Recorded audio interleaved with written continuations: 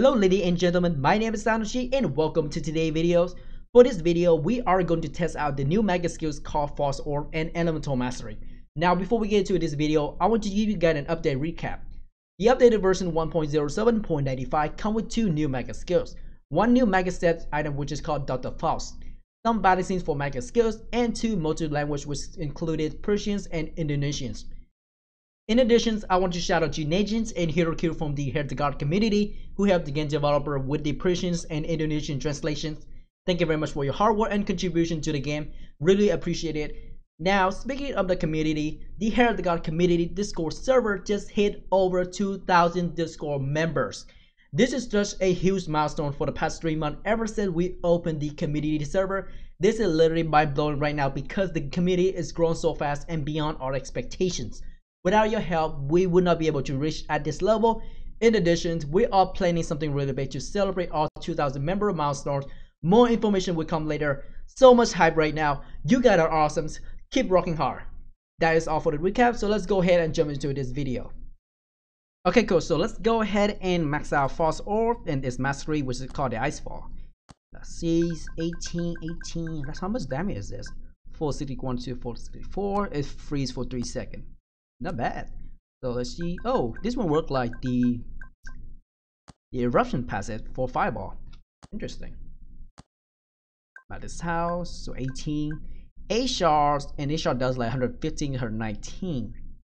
So really, I get the main focus here is really all about the Icefall. And let's go ahead and put one skill point for the False Orb. Let's go ahead and check out the mastery. So this is the elemental mastery. This is fires, lighting, and ice. And I just noticed that it does not work on immunity. I was hoping for that. I was hoping that this passive work on immunity, so it really clear out the ways for majority of the build. Well, let's go ahead and test this out first. Let's see the overall damage first. So let's go ahead and test out in the final state dungeons. Okay, let's go ahead and check how much this skill does. 461. Did that just pass through the monster? What just happened? 461, 461. So, 461. Let's go ahead and try to max out the passive real quick. High passives. Let's go, but I'll die. Okay, we go. Ooh, nice, the force shows. The 645.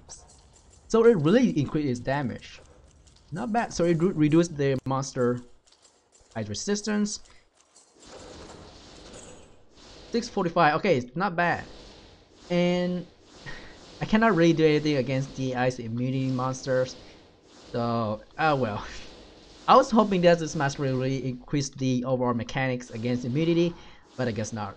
Maybe the game developer could add like infinity rune work to reduce monsters resistance. That would be nice too. Anyway, let's keep going. Oh man, just like I predicted, the damage is really nice. I'm not sure about the shard. I think the over damage is really coming from...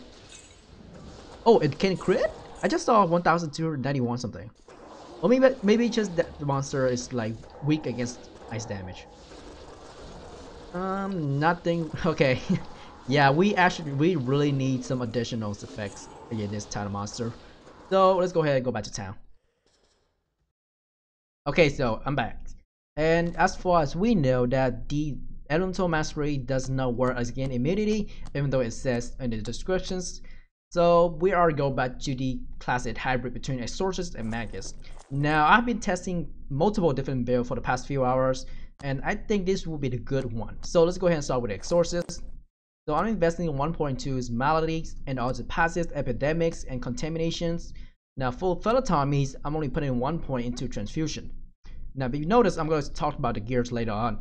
1.2 a Plasma Pump and 1 point into Sand Gear. So basically, I have a total of 3 active skills from Exorcist and 2 active skills from Magus. Now, for the Magus, 1 point in the False Orbs. Then the majority of the damage really comes from the Icefall itself, which is for the LE, and this is a single target mainly, and the Fireball. Overall area DPS. Now I'm not going to max out the eruptions, since the eruptions, the main key point here is having multiple eruptions, so that really kick up the bucket for the overall DPS. So no point in Glass Cannon nor the Inquisitor. I want to make sure I have enough cast speed, which is the attack per seconds right here. I want to maximize it out. Now for the gears, the life regeneration bows, frozen mystica relics, Duran bands, and some rare necklace along with a sorcery ring. Now for the potions, this is really very important. This potion is probably one of the best potions in the game right now, the Tassilo Chalice. Now you can probably use the Magus potions, and I don't have it yet, so we are not going to worry about that. Let's go ahead and use these potions. There are no better potions than this one, unless you find some crazy status potion like 100% life and healer and everything on there. Like that's pretty insane. And then for the rune word, I'm using Turbo. Now I'm pretty sure you have a lot of questions, and that minus resistance 180% is a lot. Now, in order to make up for that, I'm actually using 6 socket 2-handed weapon pipes along with 6 runes that give 12 to strength. Now, keep in mind that strength also give add resistance, so that is pretty good. Now, for the shields, I'm using these Isad runes. Each rune give roughly 35% add resistance. Now, I could have used the perfect sapphire, but since I don't have enough sapphires, I'm going ahead to use this rune instead. Now, these runes are not hard to farm.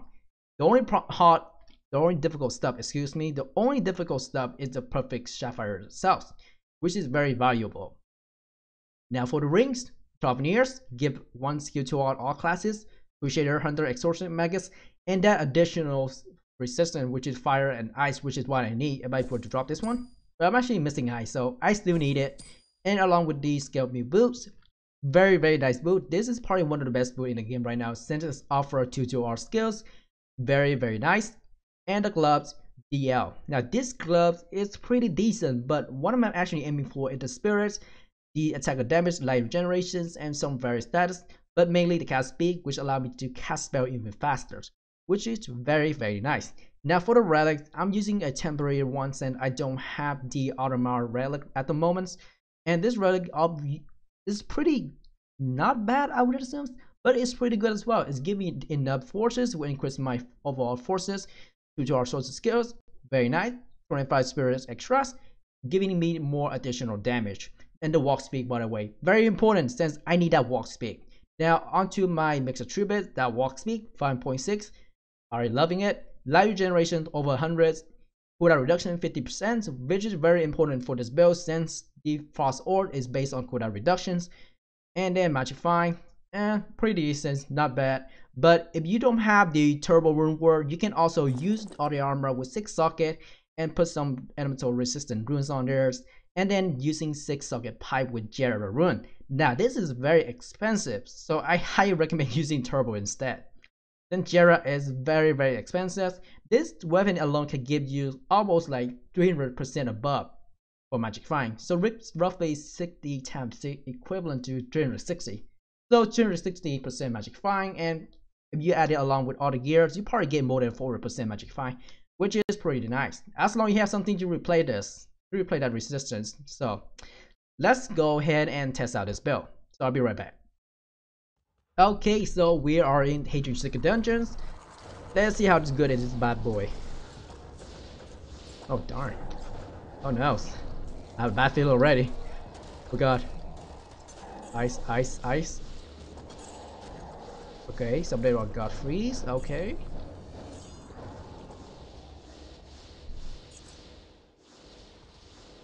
Okay, not bad. Ice.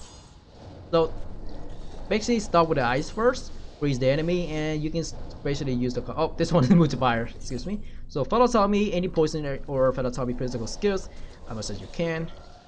So I get this is a support ability, but personally I think this is a really good support ability.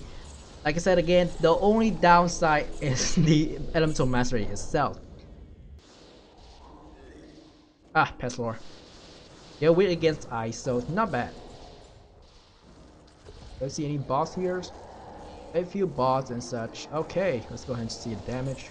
Wow, okay. So it worked really well in groups. I got to watch out on that. It's really powerful. Poisons. Maybe I can use provokes.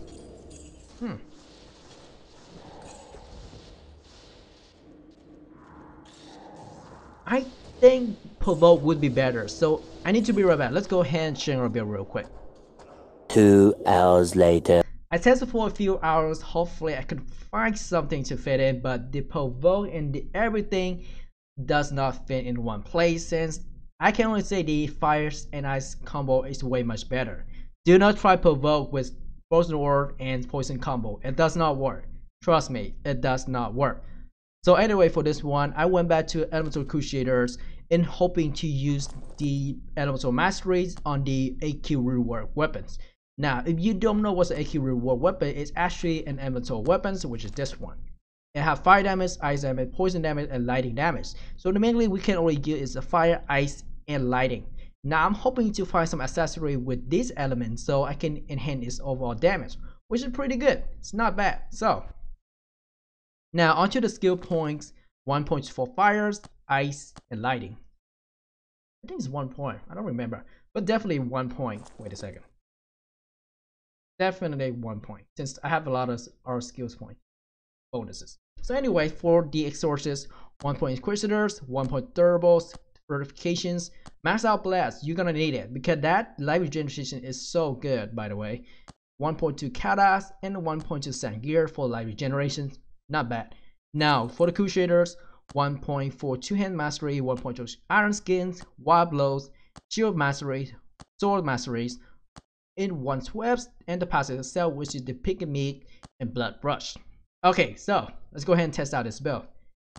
But first, I need to go over the gears. The gears pretty simple. Nothing changed from my previous one. However, I did change the main weapons, which is the Starbow, which usually have the 6 Otala for life generations for Magic Find instead.